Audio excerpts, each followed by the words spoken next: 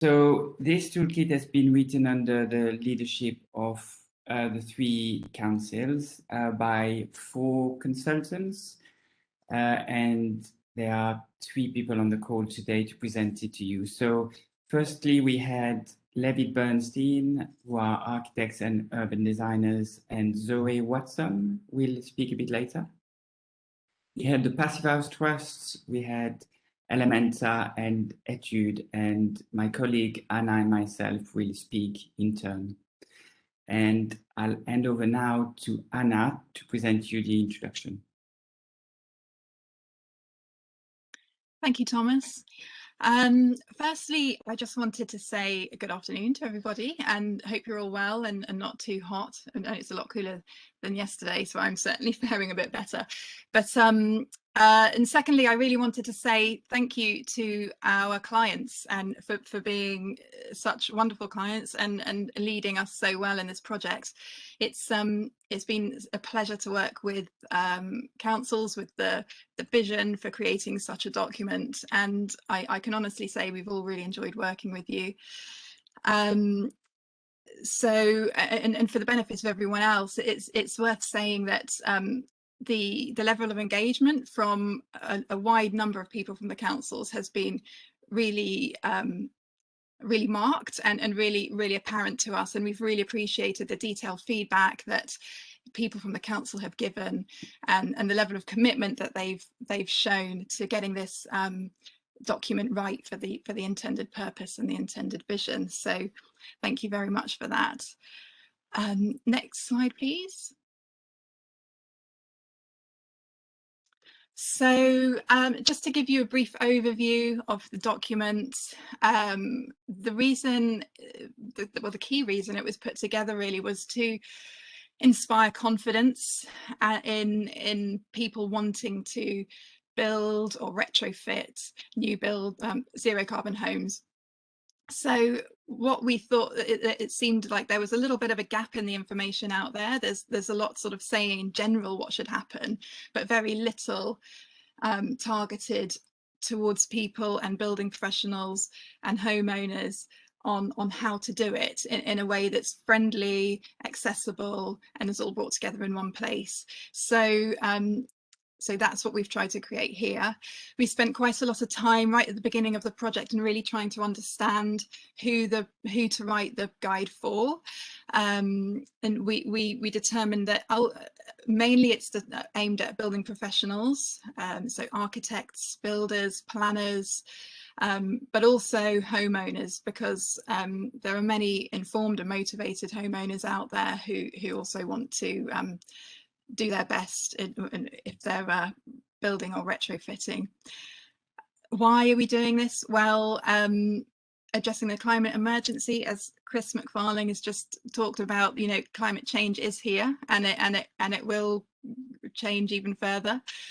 Currently, the homes in the 3 councils are responsible for 30% of carbon emissions, so it's not an insignificant proportion.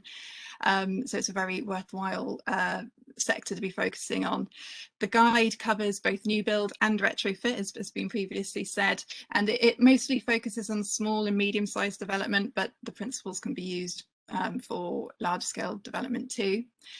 So we wanted to provide enough information that would help at design stage, planning stage, specifying and tendering. So there's information within this document on the sort of insulation that you want to look at, the efficiencies of air source heat pumps, for example, and all that sort of detailed information that people would need to know when they're buying.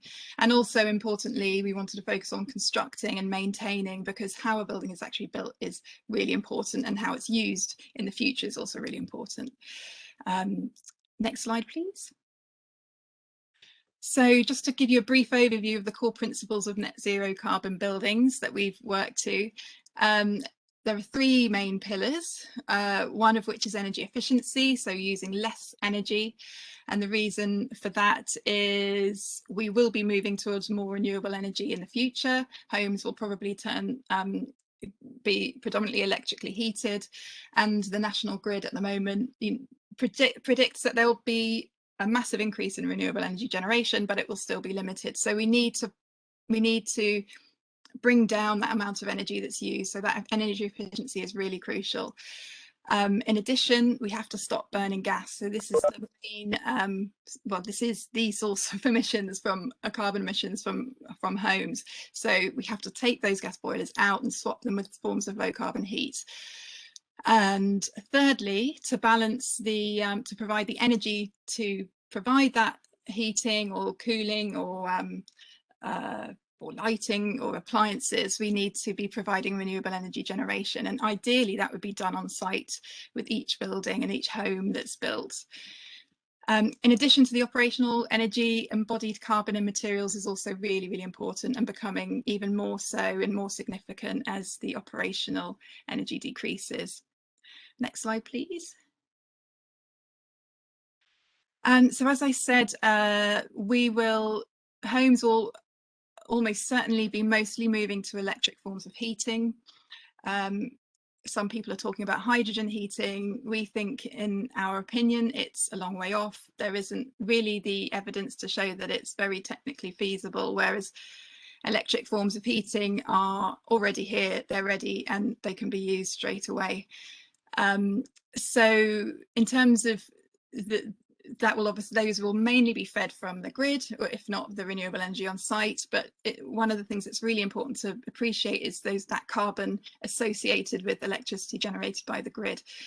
And this graph shows how that has changed over time. So in the 70s, we had really high carbon emissions, and that was associated with electricity, and that was because of the amount of coal that was being burnt by power stations.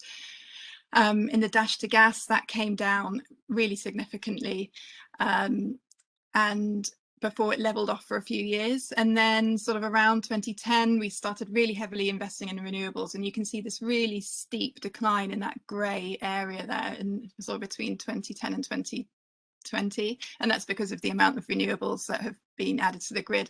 So we've made amazing progress on decarbonising our electricity grid. Every line going forward from 2020 shows predicted emissions reductions going forward, and the national grid every year produces new predictions for those. And encouragingly, in some of the more ambitious scenarios, it seems that we can get to zero carbon electricity by 2030. And if that was the case, then there would be no carbon associated with the electricity used for electric heating, and the homes would be properly zero carbon. And I'll hand back to Thomas, I believe, now. Thank you very much, Anna, for setting the scene and explaining the purpose of and the context behind the Net Zero Toolkit. So the Net Zero Toolkit is a 90-page document. It's quite graphical for those of you who've already seen it. And of course, we won't take you through the 90 pages, but we wanted to give you a glimpse of the document. So we sometimes talk about what's in there, and sometimes we show you extracts of the toolkit.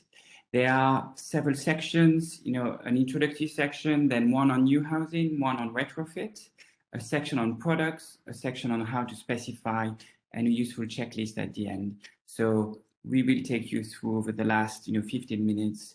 Over the next 15 minutes, we'll take you through these sections. And I'll hand over to Zoe, who will take you through the new housing section. Thank you, Thomas. So I'm going to be showing you our new housing section. So if you skip to the next slide, Thomas. So in each section, the retrofit and the new housing, it starts with the KPIs, so the key performance indicators that you should be targeting. And this is really important because setting off on the right foot is really, really important to getting to net zero. And if we all did this and there was all a clear brief, we all knew what we're aiming for, I really think we could definitely get there. So as Anna already presented the kind of core principles, this section is basically setting targets according to each of those. So the first one being a space heating demand, so getting efficient homes is really important. And then the second one is a energy use intensity target, so that's about getting efficient heating. The third one is a recommended kind of renewable energy to achieve ideally on site where possible.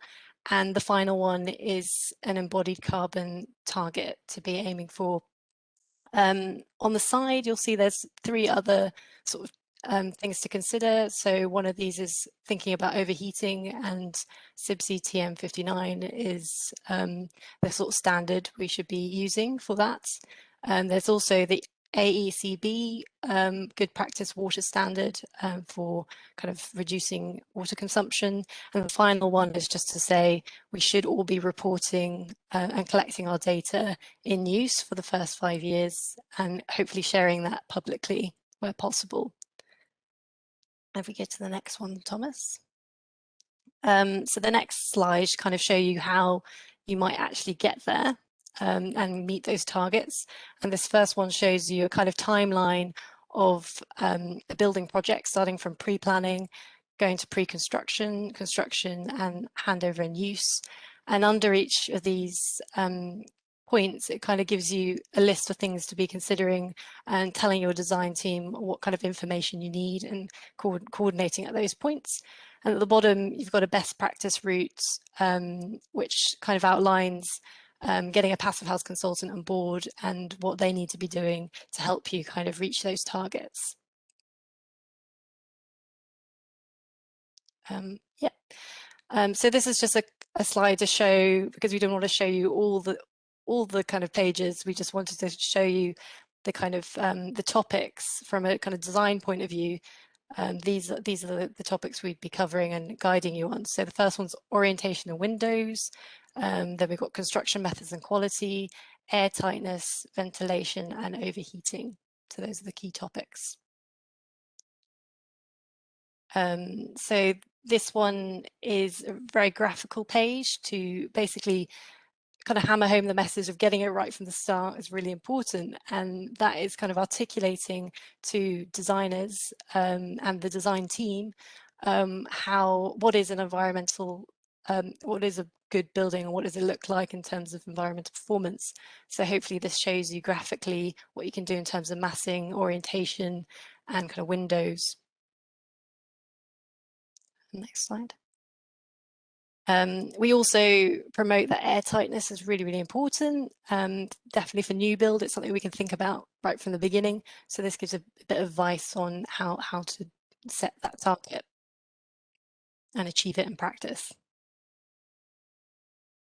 So the next bit of the new build section is about services. So heat pumps, domestic hot water, solar PVs, and demand flexibility are the topics to think about. So this page just shows what you should be thinking about in terms of low carbon heat, in terms of design, commissioning, and operation, and focusing in on heat pumps. So it gives a list of kind of graphical images, show what kind of heat pumps there are available and what they should be used for, and it just gives some general guidance on what to be thinking about. The next slide. And this is really, really, we think this is a really useful page in terms of which heat pump is best for me. And it kind of shows a decision tree of going steps 1 to 4 of what you should be thinking. So the first step is which heat pump are the best for a new home, and kind of gives you a kind of way of working through and articulating which heat pump works for new buildings. And essentially, if you can't do the next stage, you kind of keep going down the decision tree until you get your answer at the bottom.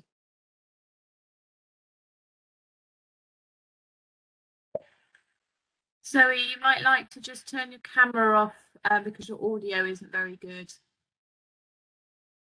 Okay, I've done that. Is that any better?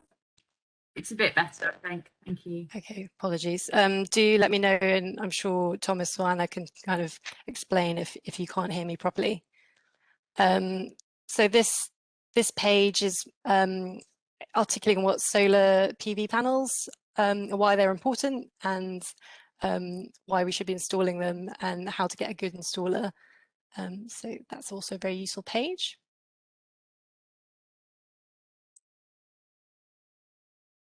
And then the final bit is just some other bits that we should be considering in terms of embodied carbon.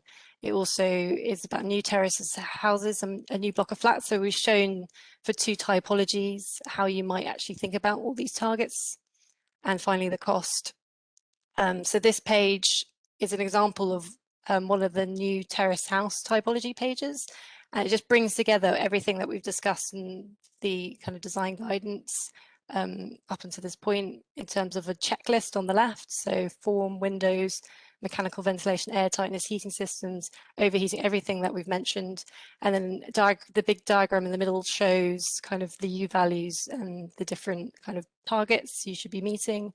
And the bit in the box shows what that actually means in terms of our three core pillars, in terms of how you can get the heating demand to meet the KPIs that we discussed at the beginning. And there's also one for a flat.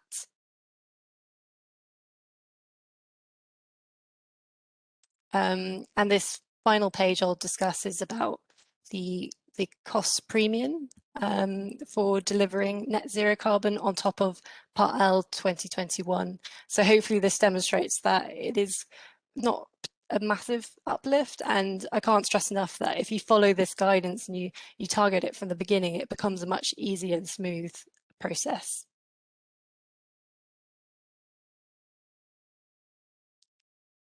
Yeah, and then there's also the don'ts beyond energy, case studies, and other typologies.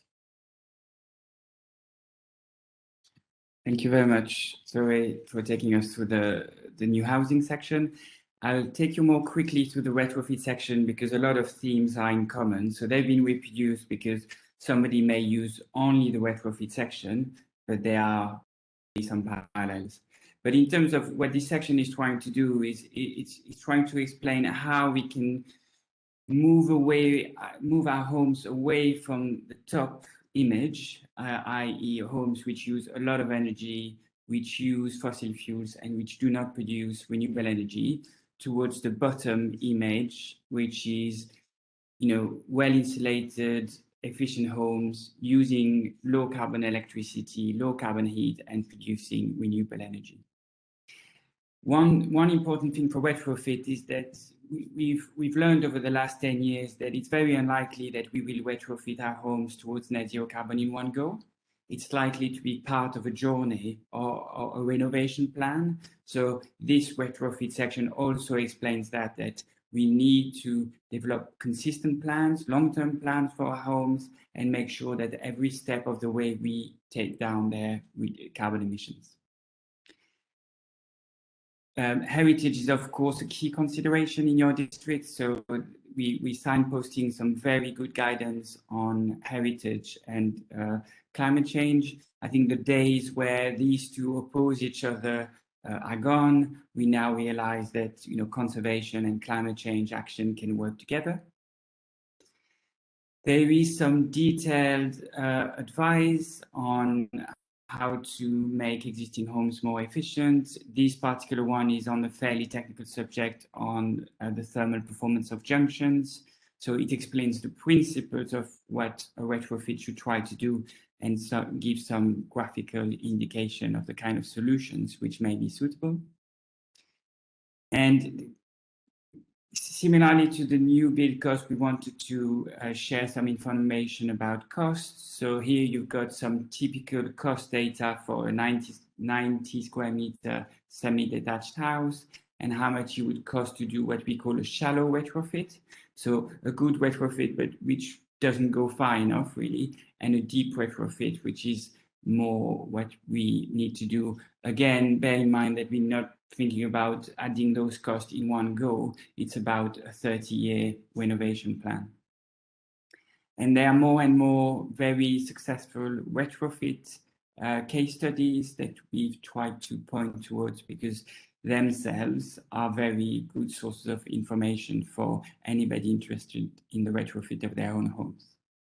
So this is we're leaving the retrofit section, and I'll take you very quickly through the final 3 sections of the toolkit. So the product section is trying to point builders, architects, engineers towards the kind of products they need to consider when embarking on this net zero design or construction journey. So there's a page on airtightness, for example, which explains which kind of products they should be specifying or using. And on ventilation, again, we're trying to signpost the good quality mechanical ventilation and heat recovery systems, but not only the units, the ancillary products as well, like the ducts, for example. And we're providing a list of specifications that they need to keep an eye on. The how to specify section goes a bit further and, for example, addresses the issue of performance delivery schemes, because design and construction teams may decide to do everything themselves, or they may decide to use a scheme which will guarantee the quality of the end product. And again, we wanted to put the spotlight on a few very successful schemes like Passive House, which can be used in a brief or as a design delivery mechanism. And finally, the guide finishes with a checklist of recommended actions at each stage of the design and construction. So they're more suitable for larger projects, but they could really easily be tailored and used for smaller projects as well. So this was a very quick overview of the toolkit. I hope you forgive us about being so quick, and I hope it will give you the desire to look at the toolkit itself, which is now available on your respective websites. Thank you very much for your attention.